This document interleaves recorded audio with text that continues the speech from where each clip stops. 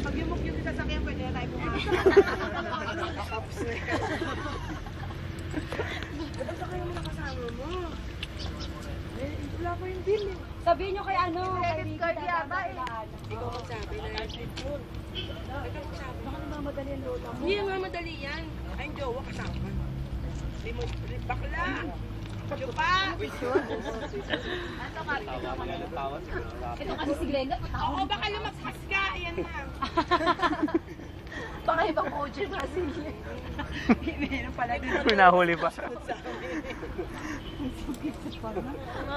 Eh tayo nga pa nga eh. Eh pati, ay parang dito nakahawa. Kasi dito tumatawa yan yung ka.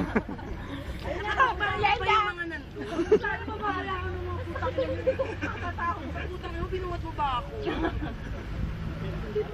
Ay, ayan na.